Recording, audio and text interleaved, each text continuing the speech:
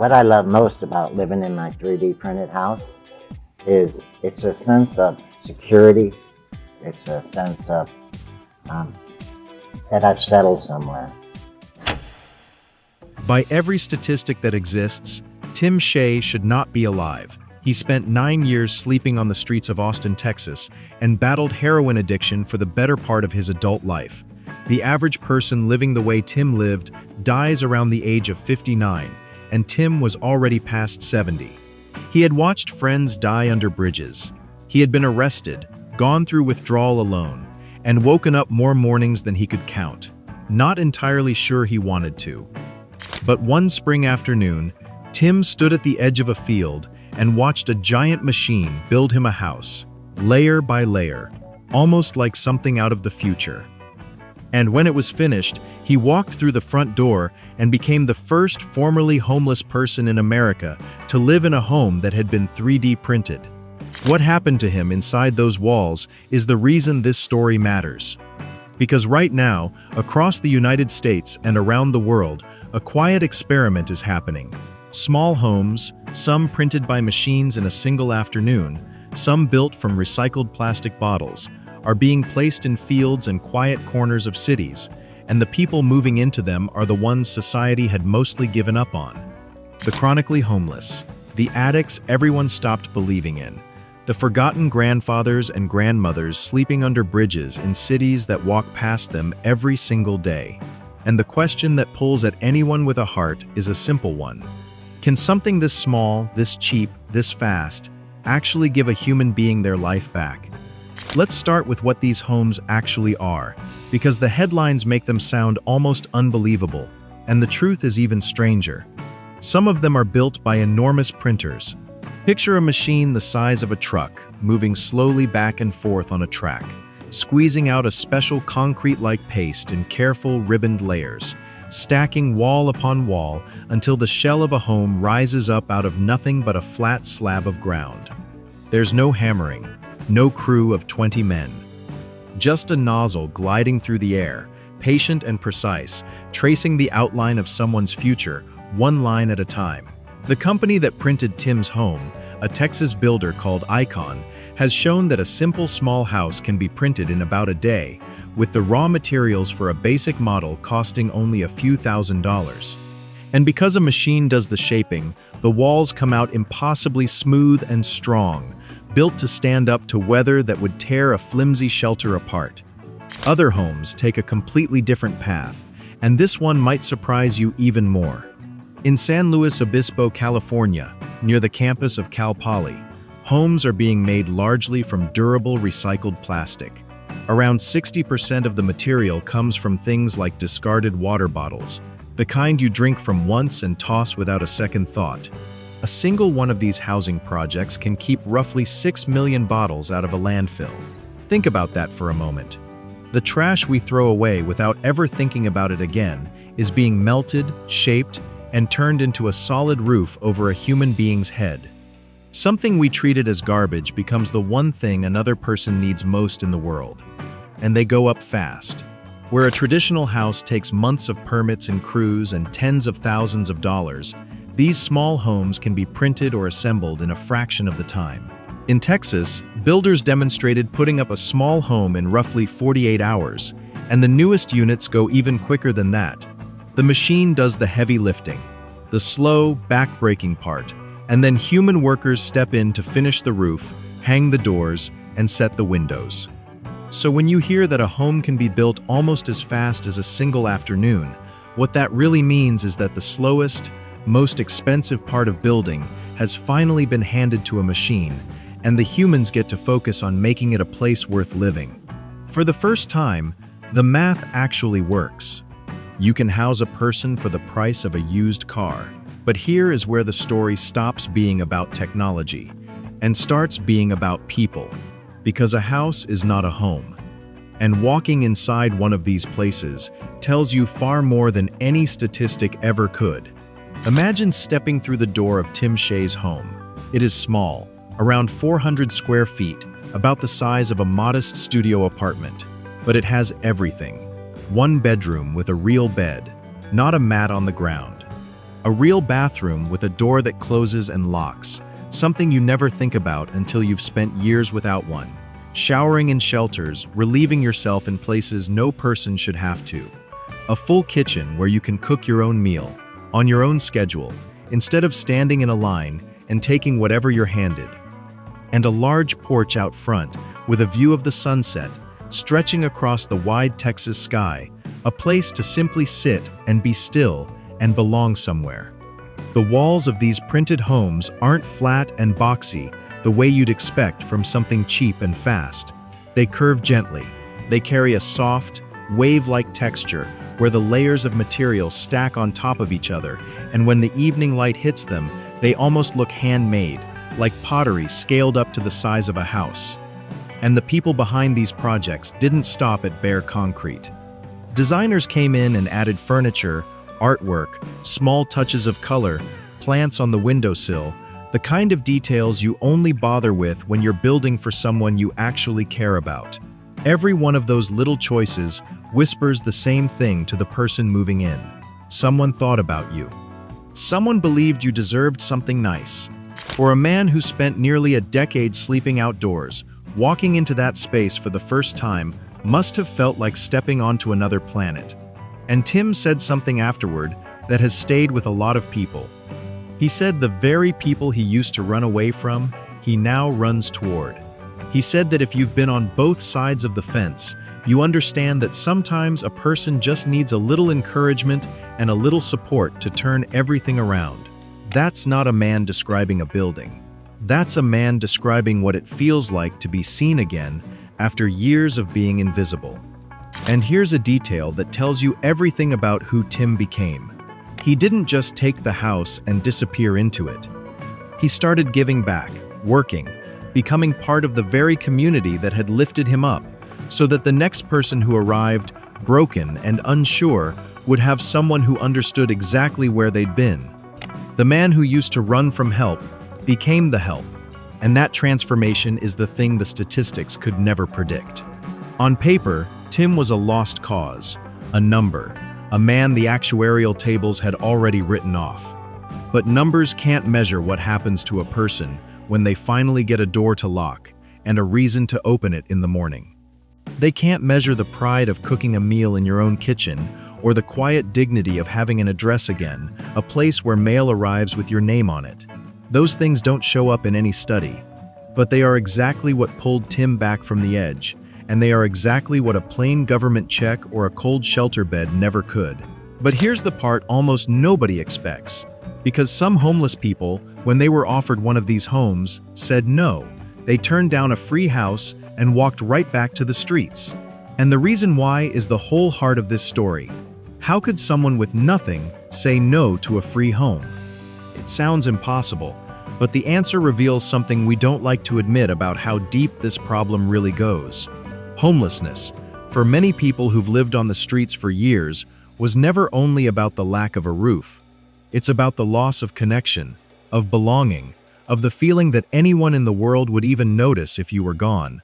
When you've survived for years by building walls around your heart, 4 literal walls don't heal you. Dropped alone into an empty house, cut off from the only people who ever understood your life, the silence can feel louder and more frightening than the street ever did. Sometimes a free home, given the wrong way, just becomes a lonelier place to suffer. That's the idea behind a place called Community First Village, just outside Austin, created by a man named Alan Graham and his organization, Mobile Loaves and Fishes. His goal was almost radical in how it was worded. He said their mission was to reach the most despised, the most cast out, the most forgotten people in the community, the ones no program wanted, the ones written off as lost causes. And instead of just scattering homes around a city, Graham did something different. He built an entire village. Hundreds of small homes for formerly homeless men and women, but surrounded by something you can't print with a machine. Neighbors who wave in the morning, shared meals at long tables, a community garden, a place of worship. People whose job is simply to know your name and notice when you're not doing well. Support for those struggling with addiction and mental health, offered not as a condition, but as a hand. Graham has always believed that housing alone was never the answer. The answer was building a loving community around a person, so that the home became a place they actually wanted to stay, a place worth getting sober for, worth waking up for. And the results speak for themselves. People who had cycled through the streets and jails and emergency rooms for decades, people every system had failed, found something at Community First Village that finally held. Not because the walls were special, but because for the first time in years, someone was standing on the other side of the door, glad they came home. And that's why Tim Shea didn't just survive in his little printed house. He thrived, because he wasn't dropped into an empty box and forgotten. He was welcomed into a place where people genuinely cared whether he woke up in the morning. If a story like this is the kind of thing you wish you saw more of, do me a small favor and hit subscribe, because gentle, hopeful stories like Tim's are the only kind I tell here. Now let's get to the hardest question of all, the one the critics won't let go of. Because there are people who look at all of this and raise a serious objection, and their concern deserves to be heard honestly. When one of these 3D printed home demonstrations went viral recently, it drew millions of views, and along with the admiration came a wave of sharp criticism. Many people argued that a physical shelter is only one small piece of a much bigger and far more painful problem. They pointed out, fairly, that a large number of chronically homeless people are struggling with severe addiction, untreated mental illness, and deep trauma that a building simply cannot touch. Their fear is blunt. If you give a person a home, but never help them with the reasons they ended up on the street in the first place, they may simply carry those same struggles right through the front door, and the home falls apart along with the person inside it. A house, they warn, is not a cure. And you know what? They're not wrong. Pretending it isn't true would be dishonest, and it would insult everyone who has watched a loved one battle addiction and knows how little a nice kitchen does against a disease like that. But here's what the critics miss. The best of these projects already understood every word of that objection before the critics ever typed it. That's exactly why Community First Village doesn't just offer homes. It wraps recovery support, mental health access, work opportunities, and a community that holds people accountable while lifting them up, all around the house at the same time. The house was never meant to be the medicine. The house is just what finally lets the medicine work. The walls matter, but the hand reaching out to hold yours matters every bit as much, and the people doing this well have known that from the very beginning. There's also a harder truth underneath all of this, and it's about money. For decades, cities have spent staggering amounts letting homelessness simply continue. A single person living on the street runs up costs most people never see, in emergency room visits, in ambulance rides, in nights in jail, in police calls, in shelter beds that only last until morning. Study after study has found it can cost a city far more to leave someone on the sidewalk than it would to simply give them a stable place to live. That's the quiet argument these little homes are making. Not only that housing people is the kind thing to do, but that it may actually be the cheaper thing to do. And when the kind choice and the smart choice finally point in the same direction, that's usually when real change starts to happen. And this movement is spreading faster than most people realize. In Austin, Icon's plan grew from a handful of homes into an ambitious community meant to provide around 100 printed residences to the people who need them most. In San Luis Obispo, a project called the Welcome Home Village is putting up dozens of those recycled plastic homes, funded by a state grant, with an outreach team out on the streets, identifying people who can move in at no cost to themselves. In Springfield, Missouri, a village charges its formerly homeless residents a small, stable rent with utilities included, far below what any apartment in the city would cost, and pairs that low rent with support meetings and access to nurses and counselors right on site. And recently, the University of Maine announced it would build a series of 600-square-foot printed homes, each with a bedroom, a bathroom, and a combined kitchen and living space, destined for a planned neighborhood for people experiencing homelessness. The idea that began with one older man watching a machine build his house is now quietly taking root in cities all across the country, one printed wall at a time. And it isn't only an American story. Around the world, in places where housing is scarce and the need is desperate, the same machines are being tested. Small printed homes have gone up in Mexico for families who had lived their whole lives in makeshift shacks with dirt floors and no running water. Villages of them have been planned for communities that traditional construction had priced out entirely. The technology doesn't care what country it's in or how much money someone has. It lays the same patient layers whether the person waiting for that door is in Texas or thousands of miles away. And everywhere it goes, it carries the same quiet promise that a decent place to live doesn't have to be a privilege reserved for the lucky few. But if you strip away the machines and the recycled plastic and the impressive speed, what you're left with is the oldest human idea there is. That a person in trouble should not be left out in the cold. That dignity is not a luxury reserved only for the people who can afford it. And that sometimes, the smallest home in the world can hold the biggest second chance a person has ever been given. And maybe that's the part worth sitting with for a moment. Because it's easy to look at a man like Tim Shea and think his story has nothing to do with yours. But the truth these little homes teach us is uncomfortable. Most of us are closer to that line than we like to believe.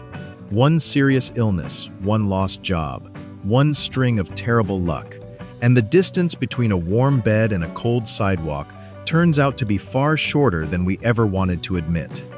The people on the other side of that line were somebody's child once, somebody's neighbor, somebody in an awful lot of cases who just never got the one hand reaching out that Tim finally got. And if that's true, then the real question these homes ask isn't about concrete or plastic or printers at all. It's about us, about whether we still believe a stranger's life is worth the effort. Tim Shea spent 9 years without a door to close behind him, and now he stands on his own front porch watching the sun go down over a home that was built for him in a matter of days. Not because anyone pitied him, because someone decided he was still worth the effort. He got his second chance, and he's spending it making sure other forgotten people get theirs too. If this story moved you, I put together a free guide that goes deeper into the people and the projects, quietly rebuilding lives like Tim's, the ones the news never covers, and the simple, real ways ordinary communities are already doing this work today. You can grab it completely free using the link in the description below. Download it, read it tonight, and I promise you'll never look at a small home or the person who needs one the same way again. Because no human being should ever be treated as forgotten, and this is where those stories live.